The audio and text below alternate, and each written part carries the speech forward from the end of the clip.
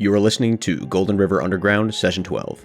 This is a Delta Green campaign adapted from Music from a Darkened Room and Artifact Zero, both by Dennis Detweiler. Enjoy.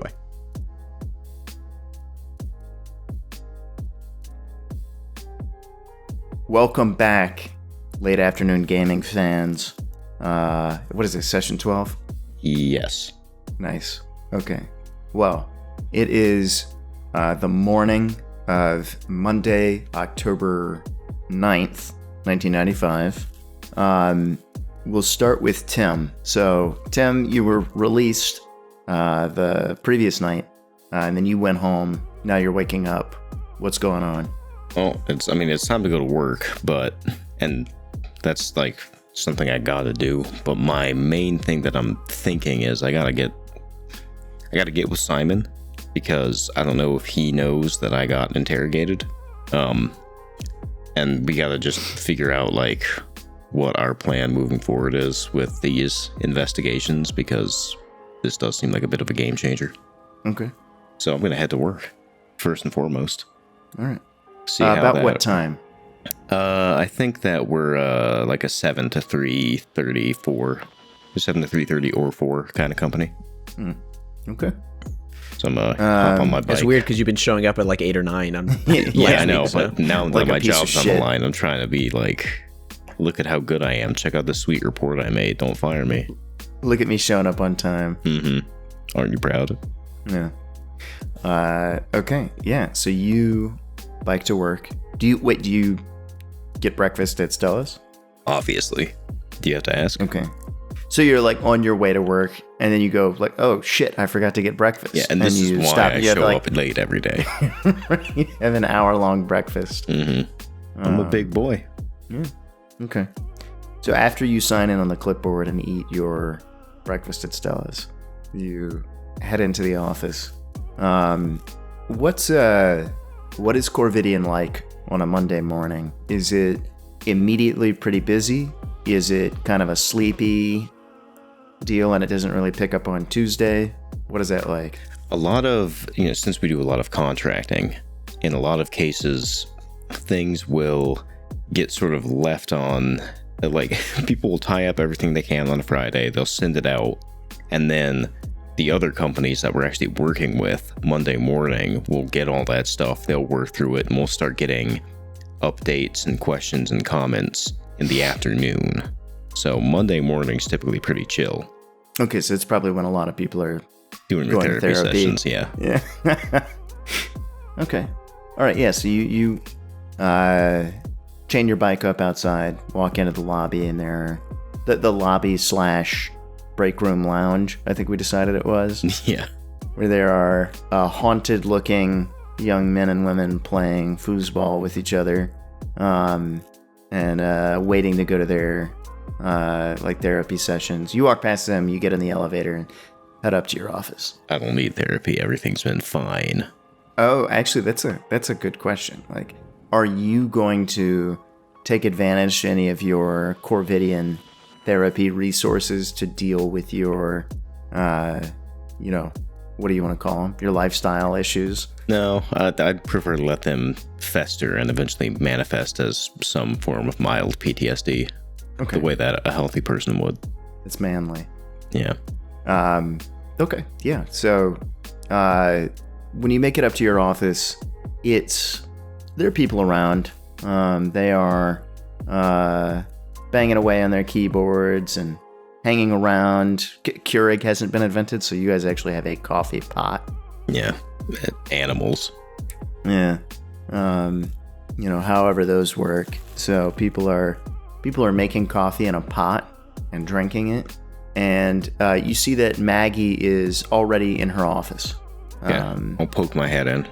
Say, hey, I finished that report. Did you get it? How did you give it to her?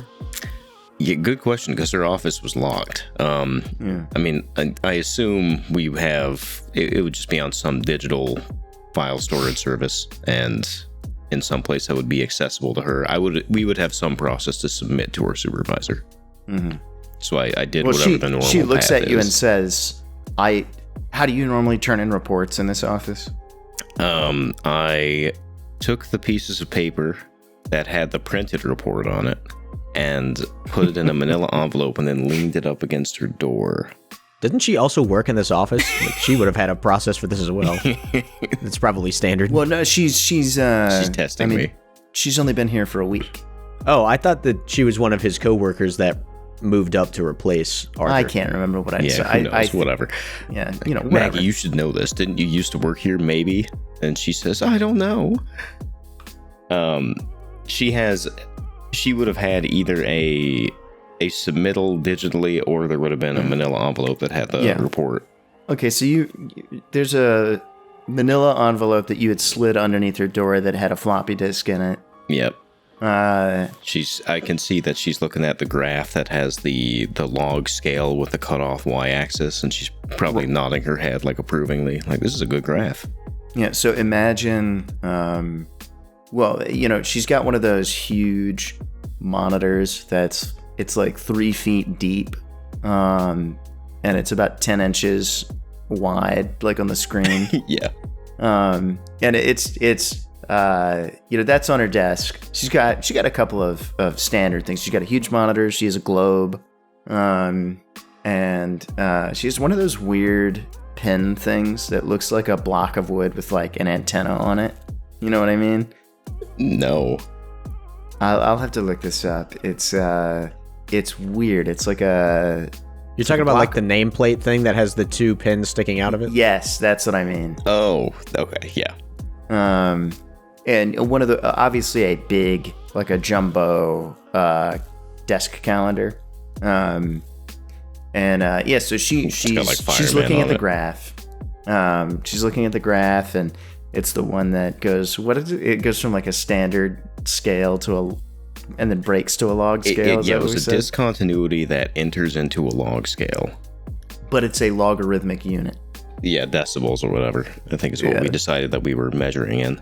Nice. So she's working her way through a cup of coffee, just staring at this graph. And I think we already had you roll and determine that this was solid work. So she looks up at you and says, "This is solid work." Yeah, I know. Do you doubt me anymore? And then I spin on my heel and walk away. And then I turn around and I say, "No, I'm just kidding." I think this is everything that we need, so we should be good to go. Yeah, she does not look amused. She says, "Well, what are you supposed to be working on next?" That's a good question, Supervisor. What am I supposed to be working on next? She looks at you and just scrunches up her face and says, "Why don't you just go sit at your desk and I'll come up with something for you because you don't have the initiative to come up with it on your own." You know what? That sounds lovely. I'll be waiting. And then I go to my desk and pick up my phone and start trying to call Simon. Okay. It's impressive that you came in here with the intent of saving your job. And immediately abandon that And plan. like, Right. all She right. compliments your work, and then Mission you're like, accomplished. "This thin ice, I'm gonna start stomping." Yeah, Yeah. baby. Okay, so which number are you calling? Are you trying to call Simon at home or I work? would probably start with work, and then if I didn't get him there, I would call him at home. All right, so let's flip over to Simon. When does Simon get up? I mean, same time as usual, which would be probably somewhere between the hours of 5 and 6. Okay. Have a couple of breakfast beers. Yeah, he probably would have wanted to try going back to the Gazelle last night, but he discovered that it was morning already, and so he's going to want to do that this morning instead. Okay. And so you're going to head directly there? Yeah. Okay. All right. Yeah, so He's got a vain hope that he'll be able to convince them not to print, but given that they weren't eager to print when he did want them to, now that he doesn't want them to, it's going to be, he's anticipating friction. well, you get there and the office is open. It's a newspaper. So you see the same attendant at the front. Who do you ask for? Or do you just barge in? No, I want to talk to the same editor that I talked to last time, if possible. So she goes through the same process as last time. She calls, and as you wait for a minute, and then send you in. Yeah. Well, and Simon is regretting that he didn't have like a secret code word that he had established beforehand of saying, I'm not under duress right now, because the whole point of what he was saying before was that they're going to try to shut me up. And now I'm coming and saying, hey, we don't need to print that story anymore, which obviously to a discerning ear will sound like, oh, they're trying to shut him up. So having not established any way of verifying that, he's anticipating, as I said, friction. Okay. Well, he can anticipate that as he walks down the hall to the editor's office. The door is open, and looking inside, you can see the man once again sitting in a high-backed leather chair, reading a book, sipping from a glass, some brown-colored liquid. I knock politely on the door and say, good morning. Come in. Hey, I just wanted to say, I was actually able to talk to... He pulls a tape recorder out of his pocket and starts it. How did you become the editor of this paper? I'm just curious. All the people above me mysteriously died. I worked my way up. Isn't it sort of standard practice to ask people whether they're willing to go on the record before you start recording them? No, they're on the record unless they explicitly say otherwise. Impressive. Well, I would like to go off the record. All right, and then he switches the tape recorder off. Yeah, so I talked to those, the FBI agents, not the fake ones, but real ones yesterday, and I am no longer convinced that they are trying to shut us up. So right now, I don't think it would be a good idea to print that story. He pulls out a notepad and is scribbling something down, and he says, "And why do you believe this?"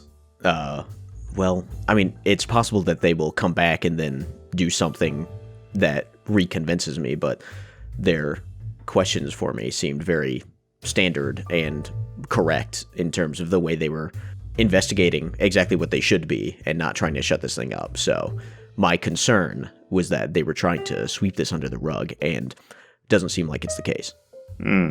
Has anyone asked you to say this to me? No. Is there anyone else I should be talking to?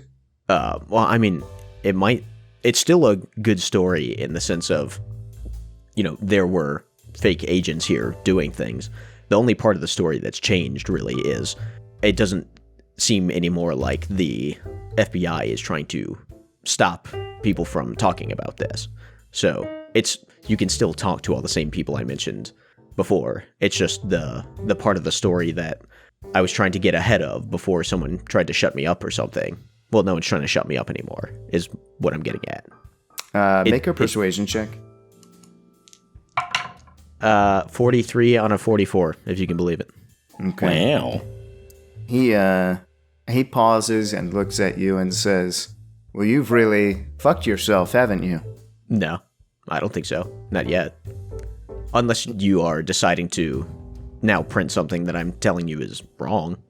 Well, it's not wrong that your first instinct was to come in here and spill all the beans to a newspaper editor about several different active investigations. Yeah, that's true. So if you do elect to print with my name posted all over it, instead of just printing it as a story of going around and talking to people about a somewhat widely known set of events describing the parts that people don't already know, yeah, you could choose to print it that way. So yeah, at that point, I am screwed. I agree. He shrugs and says, "Anything else?" No, have a good one. And I leave his office. And I'm going to work. Okay. All right. So as you're walking into work, your phone is ringing on your desk. I go to answer it. It's me. It's Tim Bars. Hey, man. We should meet up and just kind of like compare notes so we know what we're doing moving forward. What do you mean? What do you mean moving forward? Well, the FBI was there. They talked to me. They were more kind of on the up and up than I initially thought they were. I don't know what your take was, but in terms of like what we can actually do to figure out what's Like, I don't know what our next steps are at the moment, you know?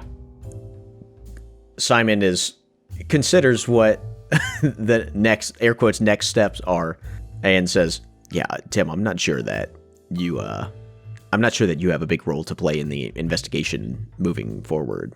You can hear Tim get a little more intense and be like, not even on the Spooner House thing?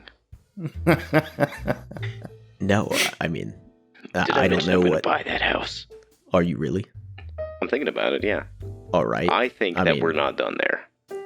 I mean, I think that right now our best bet is hoping that the FBI actually catches the fake FBI agent. We tried. We failed. They left no trace at all. Yeah, but that's not going to make it back to us. I want to know what happened. I mean, so do I, but just realistically, I think this is pretty much over for us. Okay.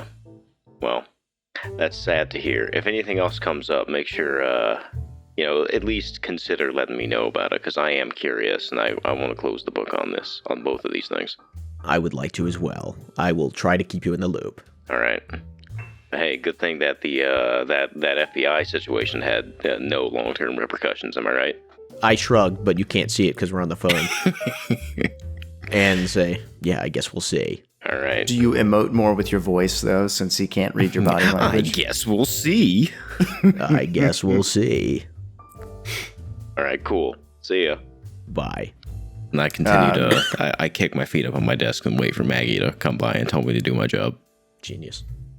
So, at this point, one of the other officers comes running up to you, Simon, and says, "Hey, something's going down at the Double Pine Motel. I think it's maybe related to your, like that thing with those two guys that held up your boys." Sick. All right. Someone should probably also tell those FBI agents. Do you want us to do that right away, or do you want to take a look first? He sighs and says, probably need chief input on that. And I want to go see if the chief is in, as I log out of my computer or whatever and make other preparations to get on my way. Okay, he nods. What's the nature of this situation? We just got a call from the owner of the motel, and he said something kooky. He said that he was cleaning the rooms with one of his staff, and they just disappeared in front of him. Oh, I see. Well, that is weird. All right. We don't know if it's like a drug situation or... but anyway, sounded similar to something people were saying about the other case, so I thought I'd bring it up. Okay, got it. And I have a flashback about my personal experience with disappearing, and... Oh my god. Make a sand check. Oh, geez. That's a fail, 52 on a 46. Okay. Lose 1 sanity. Oh my god. I like the idea of the guy saying, "Yeah, we got this druggie said that people disappeared in front of him," and Simon goes, "Ah!" It just goes mad. I'm shook. But yeah. I regain my composure quickly enough. It's only 1 sand loss after all. And I say, well, anyway, I'm going to go ask the chief. Bye. He nods and then looks like he's walking outside to get in his cruiser. Okay. And then I'm going to go knock on the chief's door. Okay. So the chief is sitting in his office. He's got one of those like big forearm strengtheners, like one of those grippy things. Sure. And yeah, chief has like big, powerful forearms. Yeah, that's how I pictured him.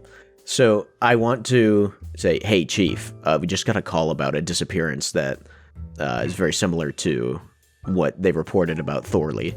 Oh, is that right?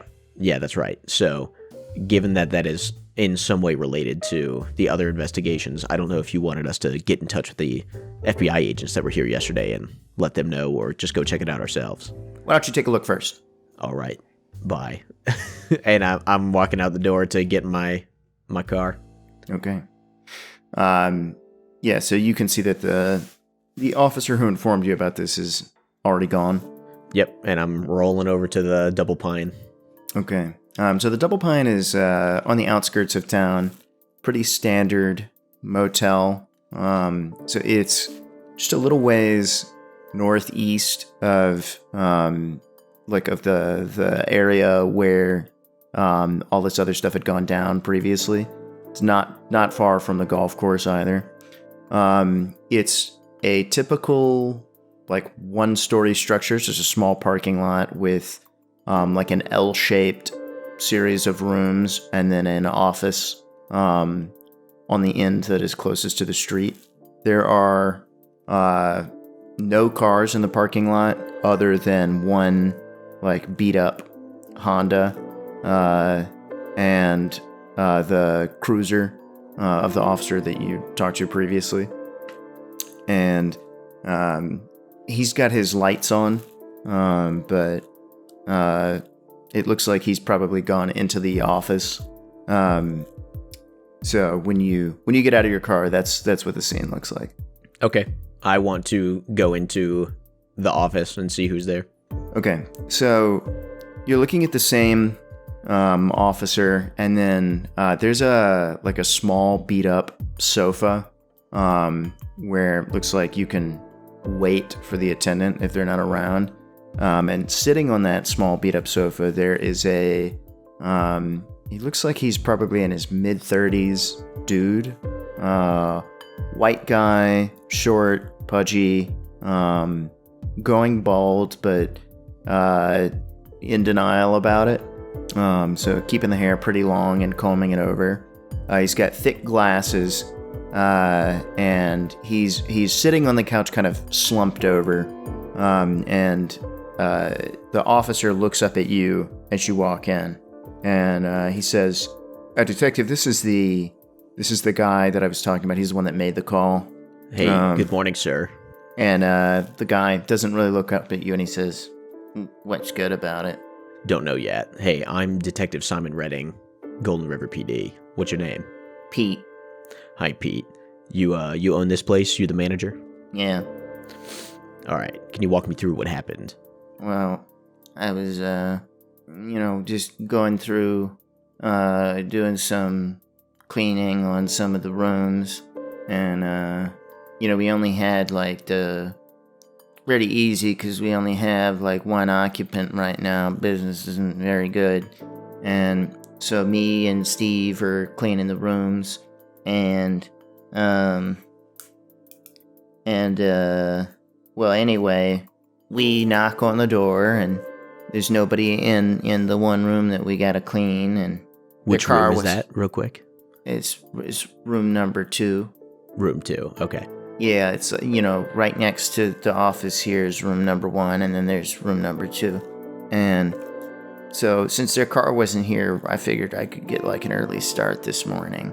And they didn't have, a do not disturb sign up, because normally if we see that, we don't normally knock or clean the room. But there wasn't one of those up. Right. So we we go inside, and anyway, didn't seem like anything was too unusual, and I came back over here to get the stuff, the vacuum cleaner and the linens, and anyway, when I went in, when I came back, they'd had this next to one of the beds, wrapped up in one of the comforters, there was this thing that kind of looked like a body. You know what I mean? It was kind of long. Sure. And I don't mess with people's stuff. Because I just don't mess with it. Right. But Steve sometimes likes to mess with it. Okay. And he was we were joking around about how it was a body maybe. And anyway, when I came back, it was it was unwrapped a little bit. And Steve wasn't there. How long were you gone for? I don't know, 30 seconds. Okay. And there's nowhere else he could have gone? He didn't go to some other room and start cleaning it, or drive off to get a snack, or anything like that? Well, I mean, his car is still here. Okay. His car is the Honda? Yeah. Where's your car? I mean, I don't, like, have one right now. Okay, well, whatever. All right. I'm gonna go check out room number 2 if you don't mind. Okay, but if you see Steve in there, could you tell me? Yeah, I'll let you know. Thanks, Pete. And I'm going to nod to him and then indicate that the other officer there should get his statement, like record it more officially while I go check on room number 2.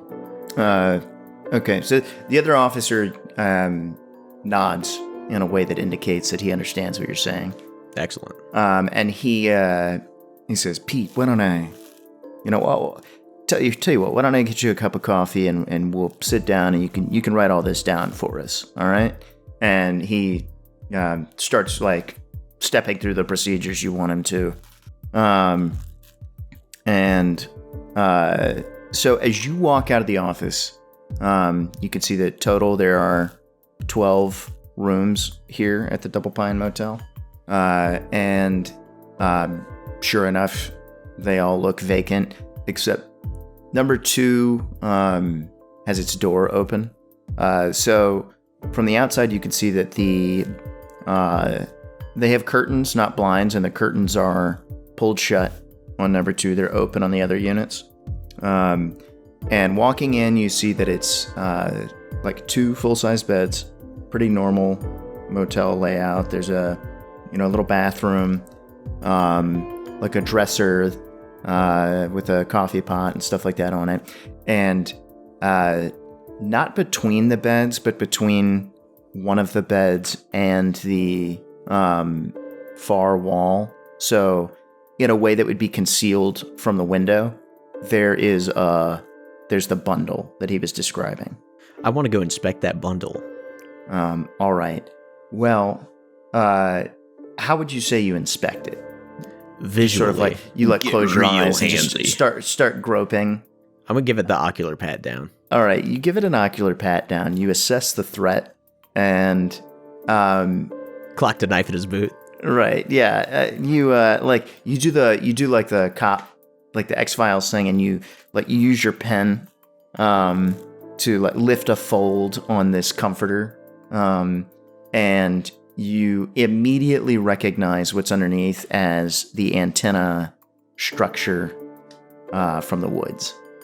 I'm gonna get on my handheld immediately upon discovering this and radio the Sarge and tell him to get the boys down here to collect up some evidence. Yeah. Oh, and what's more, there's a duffel bag on one of the beds that's zipped up, black, like gym bag type duffel bag. There are toiletries on the nightstand. Like this, there's stuff here in the room. All right, I'm also gonna ask for a security detail because it does seem apparent that these guys might come back at some point, and so I need people here stat who can help me defend the integrity of this scene as we document it and take custody of the evidence therein. Okay, so people are rogering up on the radio, and it's only about 10 minutes later that the people that you've requested start showing up. So you've got a couple of guys here to take in and inventory and document the evidence. And you now have I very specifically tell them not to touch the antenna. Yeah, with and the their... guy's like, all right. Like, yeah, I won't contaminate the scene or anything. I'm real careful. Okay, I'm saying be extra careful. Like that blanket or whatever that's wrapping it up. If you're going to move this thing, which we do need to move it, we need to make sure that we're touching the blanket and not the antenna. I want to be incredibly clear about that. You don't need to ask why. Okay, so he kind of raises his eyebrows at you and says, I heard you were a dick to work with. Yeah, whatever. Anyway, don't touch it. And anyway, so guys are working their way through the scene, taking pictures of everything. One of them, there's one guy that has gloves on that's going through the duffel. Just the bed that it's on is made. And so he, with you standing over him, he's unzipping the duffel and then gently taking the contents out. and it's like socks, underwear, t-shirt, stuff like that. Meth. Well, there's a lot of cash. Like down in one of the in one of the pairs of socks, he pulls out a stack of bills. Okay. They're all singles though, so it's really only like $30. No, I mean it looks like it's probably a couple $1,000. Okay. It's not one of those beautiful like Hollywood stacks. Well, I imagine it'd be a roll if it's in a sock. No, it's a stack. Oh. Well, then it probably wasn't difficult to identify which sock it was in. It wasn't. But otherwise, there's not much else there. I mean, the toiletries, it's toothbrush, deodorant, razor, shaving cream, stuff like that. Yeah, we're gonna have to, we're gonna have to do forensics on this and samples and whatever. But I'm pretty confident. I already know to whom this stuff belongs. I saw their pictures, their official government photos yesterday. So, yeah. Okay. And then there's also a uniformed officer that is like sitting in a chair right in front of room number 2, facing out towards the parking lot. And when you walk out, he says, Detective, we're on shifts now, so once the forensics guys are done, we're going to lock up the room and then... do you want us to be... Yeah, we need to surveil the place and see if these 2 clowns come back. Well, my question is, do you want us to be overt?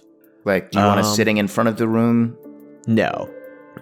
If possible, it would be good to stake out the place from a civilian vehicle somewhere nearby. And then, in the event that we see these guys, we apprehend them. Okay. Yeah, will do. I'll get that set up. And, as you stand in the parking lot, just looking at the scene, looking at all the police activity going on here, the Double Pine is right on a state highway. So there's been a fair amount of cars that have driven past since this has started.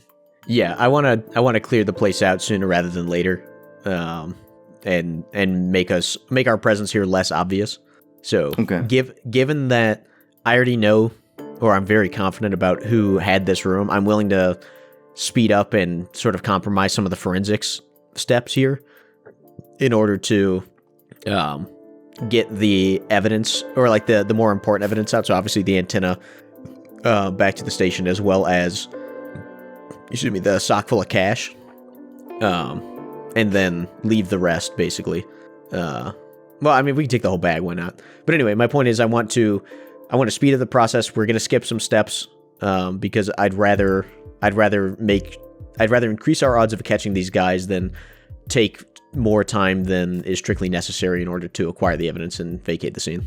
Okay, well, we're going to say that you showed up at 9 o'clock. Okay. By the time you've come to these conclusions and you're trying to speed things along, it's about 9:20. Oh, okay, yeah, that's pretty quick. Right, because I mean, you made the call quickly, got people there, and then right away are saying like, "Oh shit, I want to be covert about this." Right. And so, but it's like 9:45 by the time you get the, very conspicuous police vehicles out. That's pretty good, honestly. I'm happy with that. So, and that what that all entails is you've got reasonably good photographic coverage of everything inside the room. It's specifically inside room number 2. Right. You've got the bundle with the antenna out without incident. That's in the back of the forensics van. You have the duffel bag. You've bagged the toiletries, and you have those. And the uniforms are still trying to figure out how they're going to do their coverage of the room without being spotted. But in the meantime, while they're coming up with a longer-term plan, you have a couple of plainclothes guys. They said they're on their way. And they're going to come up with something, probably just sit in the parking lot in their car. Okay. So that is the situation right now. Pretty much all the cops are cleared out. except for the officer that's still taking Pete's statement in the office. Okay. I indicate to that officer that he should probably wrap things up and get a move on with the rest of everybody else. He's had like 30 minutes to get the statement. He should be about done. He nods and says, he steps outside with you and shuts the door to the office and says, "Detective, this doesn't make a lot of sense to me. And this guy seems squirrely. I think we should take him in." I'd rather wait. We can take him in if the 2 occupants of that room come back, and we can just grab this guy up with it. But I don't want to create too many circumstances that the fake agents here, who were staying in this room, would be too suspicious of. Hold on, you think it was the I'm pretty people sure. in the room? You don't think this dude like kidnapped that kid? And... No, probably not. But anyway, if we're already staking the place out, if this guy tries to make a run for it, we'll see it. Okay. Got it. I'll wrap up. Be gone in a couple of minutes. Okay, yeah, just tell him to stay put here. Okay, will do. He said he doesn't have a car, so, how's he going to get out of here anyway? Well, I mean, I think he lives in one of the rooms. Yeah, he probably does. All right, I got it, Detective. Thanks. And then I'm hopping back in my whip to follow the antenna back to the office. Okay. Let's flip back to Tim Bars. Tim's got a funny feeling on the nape of his neck going, interesting things are happening somewhere. But not at Corvidian Tech. Yeah, I'm just still waiting for Maggie to tell me what my next task is. So, you're, could you play solitaire on your computer at the time? Or I'm sure if I couldn't... He probably do it has on a my deck of computer, cards. Yeah, I've got a physical deck.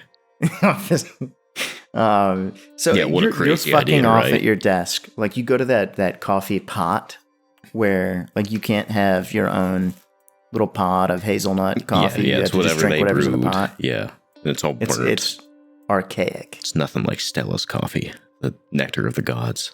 Mm-hmm. And so while you're making paper footballs and flicking them at people and drinking that swill from the pot, your desk phone rings. Oh, I pick it up. This is Tim. Hey, this is the county clerk's office. I'm looking for Mr. Tim. That would be me.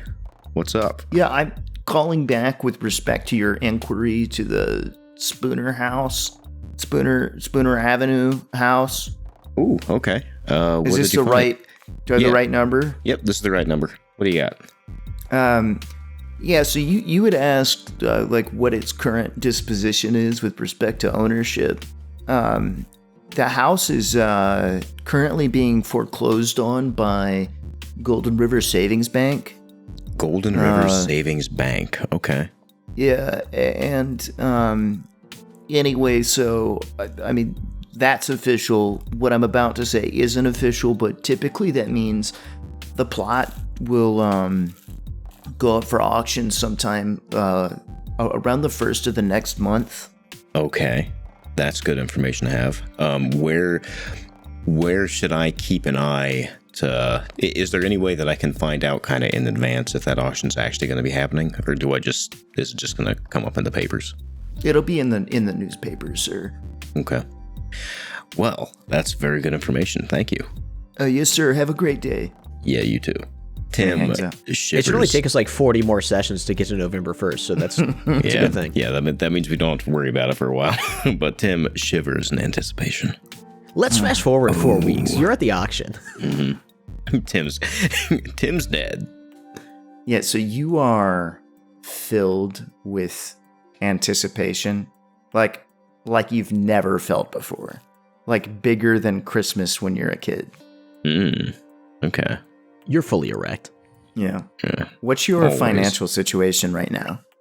I feel like since I've been living in the like campus housing, or the campus, like the college dorm type apartments, my cost of living is fairly low. It's not great that I eat out so often, but in general, I'm able to put a good amount of money away. So I am. You'd have enough for a good down payment. Yeah, well, and especially if I'm willing to be reckless about it, I can probably manage an auction for a house. Okay. That on top of your legal fees? Yeah, that's true. I don't know what my legal fees are yet. I'm still waiting on that. He said he was going to send me the paperwork. Hopefully it's not too much. I didn't need him for that long. Yeah, I mean, it's probably very reasonable. Mm-hmm. Yeah. And I feel like I did the right thing by just saying, yeah, just send me a bill. The good news is, if I don't like the price, I know a lawyer that I can call to contest it. Yeah, I mean, you can probably just blow that off. Yeah, it should be okay. Okay. But yeah, I'm feeling good about this. It is further away than I'd like. I would have preferred to own the house immediately, but less than a month? Hey, that's not bad. Well, less than a month until you can feasibly buy the lot. Then you're going to have to build a building on it, which is going to take a long time, especially because winter is here. Oh, sure, but I don't, building a new house is really, I just want the land. There's something about that land. No, you're obsessed with the house. Yeah, but the house is gone. But I will build it back, but the first step is getting the lot. Your obsession is going to to drive you to...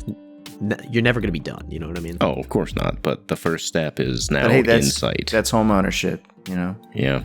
It's a project. Yeah, that's true. Maybe I'll just live in the burned wreckage. Yeah, home ownership is not an event, but a process. Mm-hmm. It's a state of mind. Yeah, this is good news. Yeah. I'll go back to my solitaire game. So nothing's going to bring you down now. Yeah. Well, Maggie's going to try on this day. So you're like sitting there just vibrating at your desk. You're so happy. And Maggie's door opens and she walks out towards you. How quickly do you try to put the cards away, or do you try that at all? I feel like I would have been doing what I can to make it a fairly there's just I'm playing in a small enough area that I can just kind of put a piece of paper on top of it and it'll look just amongst the general mess of my desk. It won't look too out of place. Okay. Well, the real problem was the real mistake was you were playing Spider Solitaire, which has like 4 decks of cards. Oh, yeah, you're right. Yeah. So Give me a stealth check. That was silly. Stealth, you say? Yeah. 10%. Ooh. Oh, God. The old, every single time we play, I think, oh, this time I'll actually have the dice tray in front of me. And then I always forget. I got a 50, so that is a normal fail. Okay. Yeah, so you're playing an elaborate game of Spider Solitaire on your desk.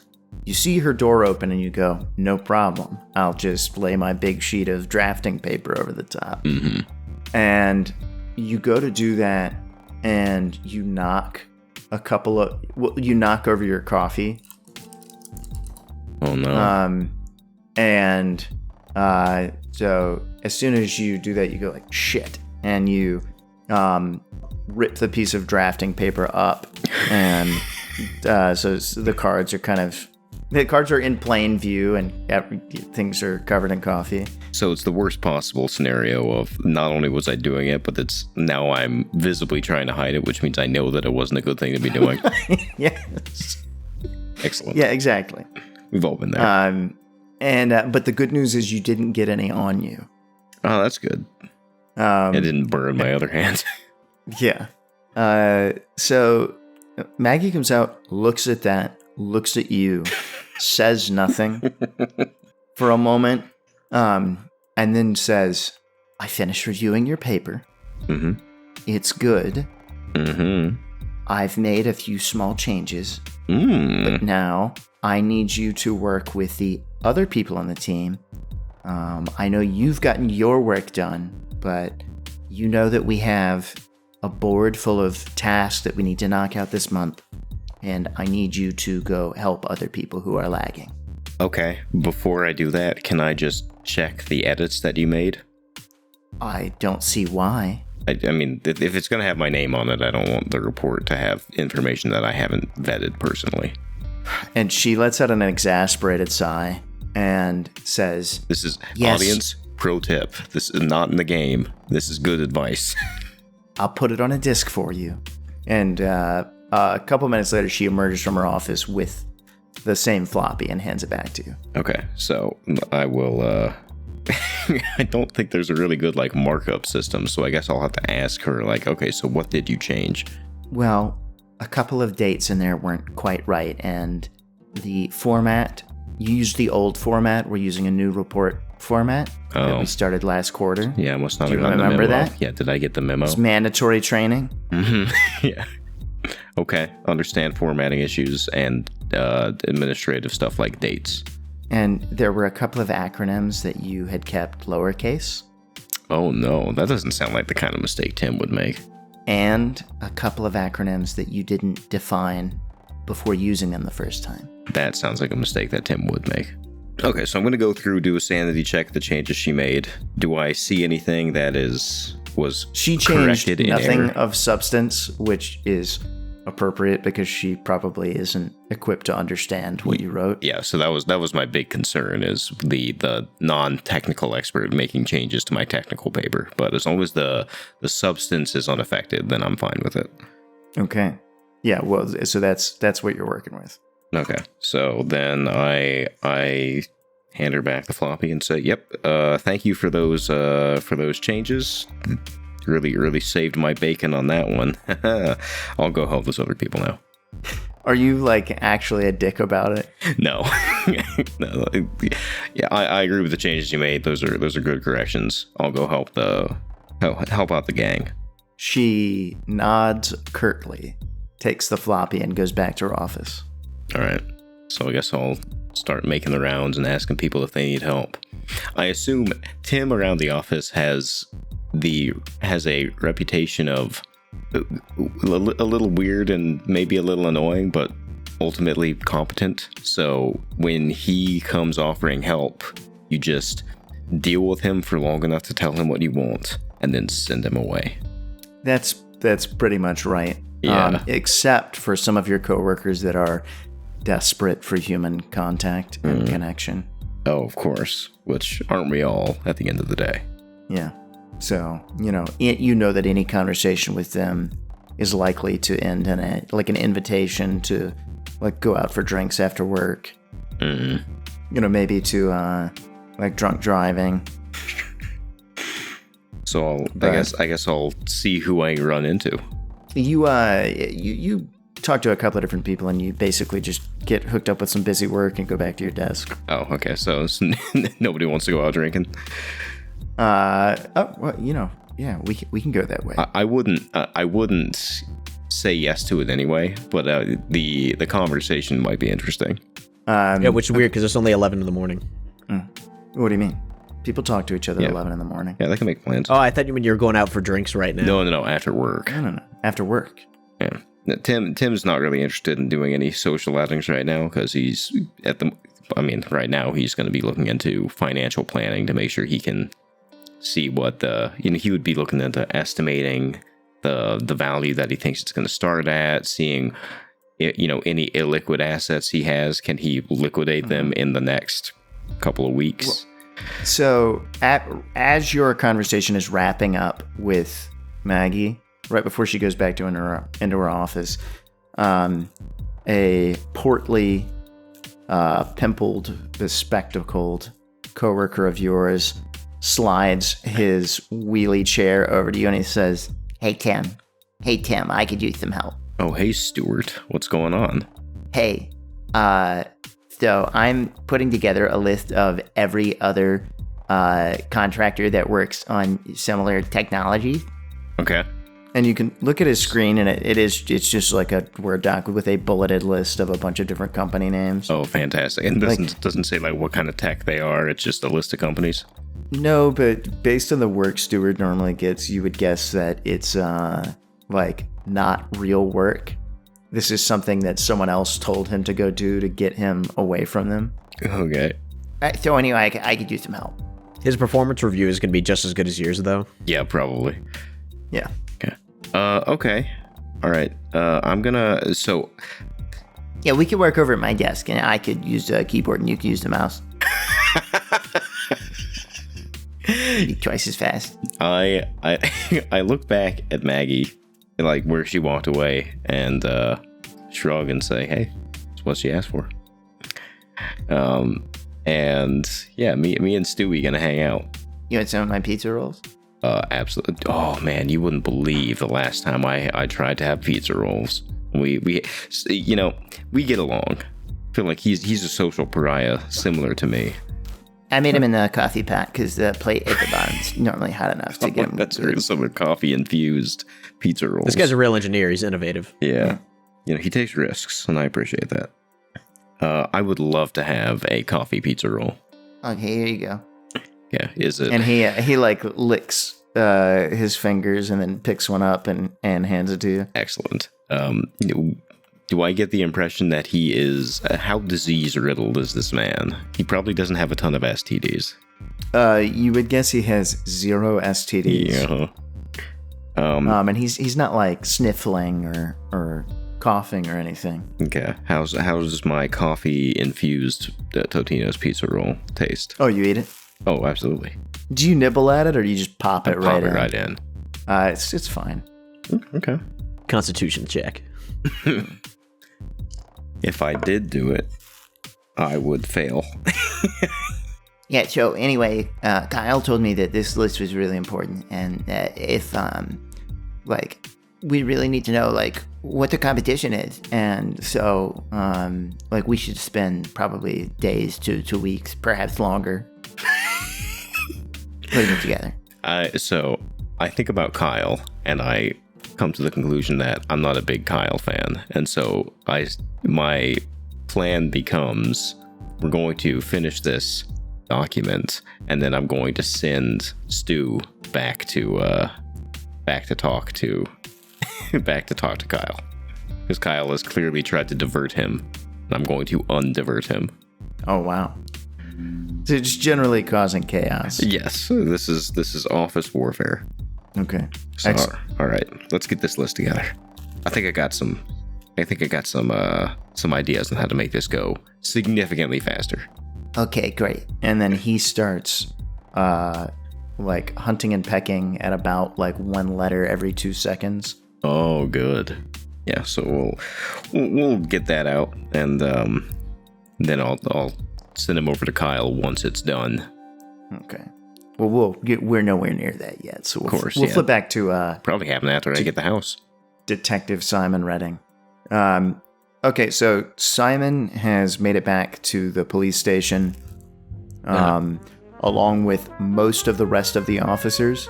The guy, you heard on the radio that the guy that was posted up in front of the door to room 2 was relieved by the 2 plainclothes guys.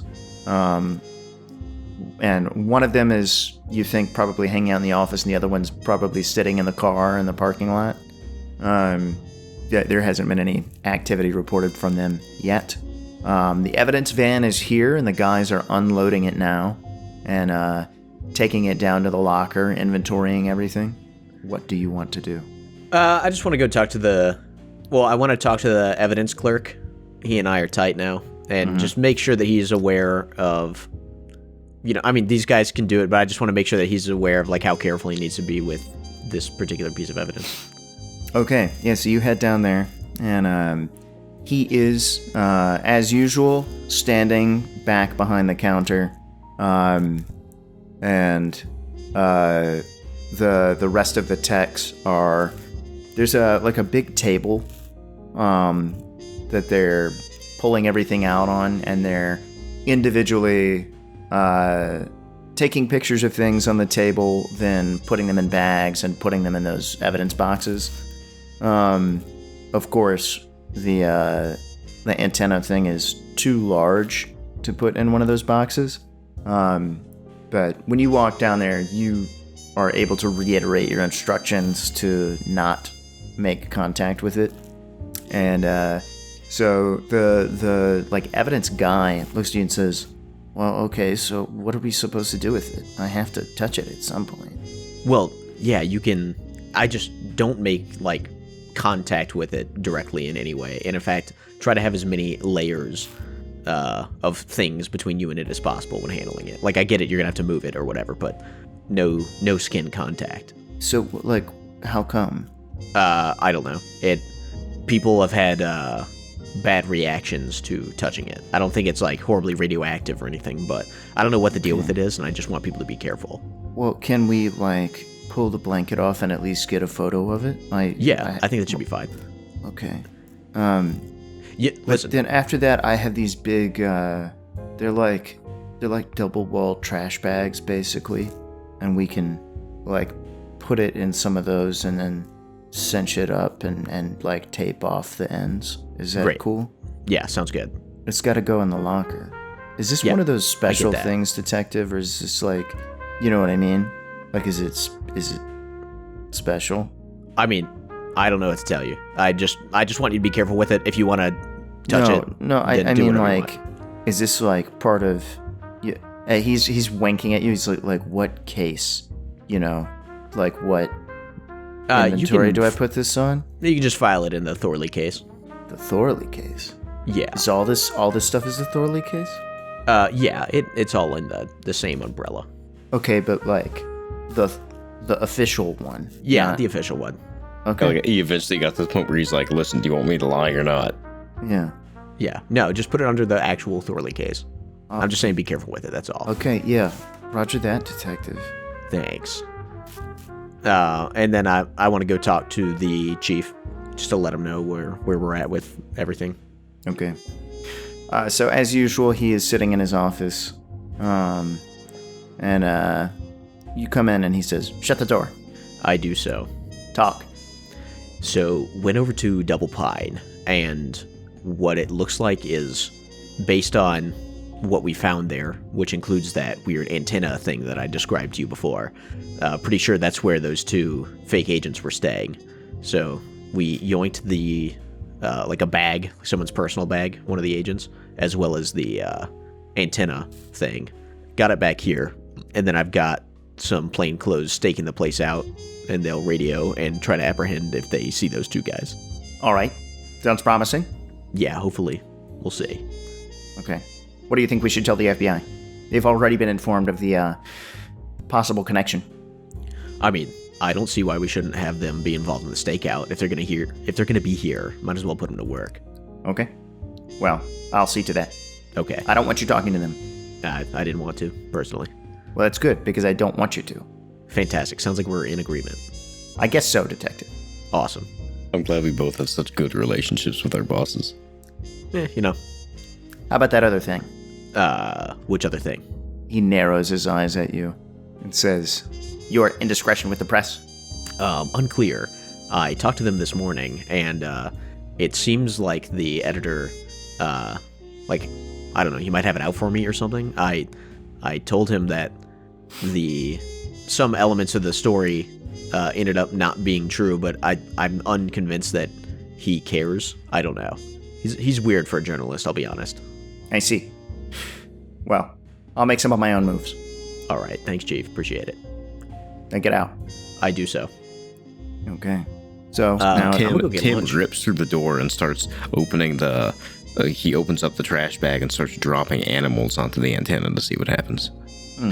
Yeah, I was thinking earlier what the experimental method would be here, and that's what I kind of landed on as well. When eventually it comes to the point where that makes sense, but we're not there yet. Get those police dogs over here. Yeah. No, my idea was it would be like the rats at the pet shop that you would feed to your pet snake or whatever. Like, you weren't going to get like an exotic parrot or something, and then like, here, land on this bar. Well, the first thing I would try is like an apple, but Yeah, true. You know, see what just the limits are. We'll get Yeah. there. We'll have Now, a whole that's- episode where we're sketching out an experimental process. for this whole thing, yeah. That's what Shepard would do. I think that Simon is still not entirely clear on what's going on, but he's just suspicious.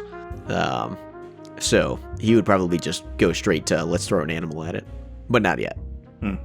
So it's lunchtime on Monday, October 9th. It What? sure is. What is Tim up to? Tim is, I mean, I'm doing a full day of work, right? So I'm just doing whatever around the office needs doing. If I don't have an official assignment, then I'm going to be puttering around and helping people, just like Maggie told me to. I suspect that after a few hours, the coming up with a useless list for the purposes of annoying another coworker is going to lose its shine. So I would leave Stuart to it, walk around and see if anybody else has actual work that they'd like assistance with. But I'm spending a full day at the office. Okay. All right. Well, you have some other coworkers that have real needs, like data sets that need to be visualized in some effective way, or My like specialty. require basic statistical analyses to be performed. Okay, so I'll help them through that. Just kind of keeping an eye on the clock, but I will work until 4-ish, pretty productively to just help people out. On occasion, Tim comes through. Okay, he shows up sometimes. Wow. Okay. Well, when you finally leave work at the end of the day, having been tremendously productive, you go home, and sure enough, there is a bill in the mail from the lawyer. What's the damage? $600. $600 for like an hour? Yeah. Man, that seems pretty steep. Yeah, and remember, this is 1990, Yeah, I know. whatever. So Right. So that's like $6,000 now. Yeah, that's ridiculous. So does it have like a due date on it? 2 weeks from now. Okay, Tim's gonna file that away for now, and he's gonna start looking into like how can I contest. Like, do I even have the option of contesting this? Because I, signed the paperwork, so maybe then I'm locked into it. It seems likely. So, And it's itemized in such a way that it shows that it's, his hourly rate isn't that bad, but there's like an inconvenience fee given the time of day, and that it was a weekend, and transportation costs. it's like every nickel and dime thing you can think of. You can see he's attached like his dinner receipt from that night as well. Right. It's like there's a since it's your first time using his service, there's like kind of a there's a familiarization fee or whatever. it's pretty wacky. Okay, so I'm gonna probably try to contest this. I will at least investigate the possibility, so I'm not gonna pay this right away. Okay. File that away. And then, speaking of, I'm gonna start sort of looking into, like I was talking about earlier, my finances, see how much I actually can spend on this. If I have anything illiquid, how long is it gonna take me to liquidate it in case I need more money? Okay, and we'll flesh that out between sessions because we need to actually figure that out. Yeah. And I need to review the financial rules. A line uttered every single session so far. Yeah, well, Now and it's there's true an every actual time. reason for it, yeah. Although there actually isn't, because the auction isn't until real time a couple decades from now, so. Yeah. Yeah, I can kick that can pretty far down the road. Oh, the auction's been delayed one day. Okay, you've bought yourself give me another another 2 month of- months. Yeah. Yeah. Okay. Actually, I think that's probably a good place to end the session today. Well, we've got the antenna. Oh boy. Although I feel like the FBI, they're gonna be like, "Oh, you're staking it out. What happened? Oh, some people disappeared. Oh yeah." Like, they're gonna find that antenna pretty quick. We're not gonna have it for long. Yeah, whatever. All right, but more Then importantly, they'll start disappearing. how much stealth do I get out of this? I've gotten 1s 2 days in a row. I got a 2 this time. I now have a 12 in stealth. Nice. Fear me. That's going to come in handy. Yeah. The only thing I lost was a sanity point. Okay. Wait, you know what? Good progress this session. You know what I should have done? I should have offloaded I forget what the name of the term is, but I should have offloaded that sanity loss on my relationship with Tim Bars. Oh, it's pushing. Yeah, pushing.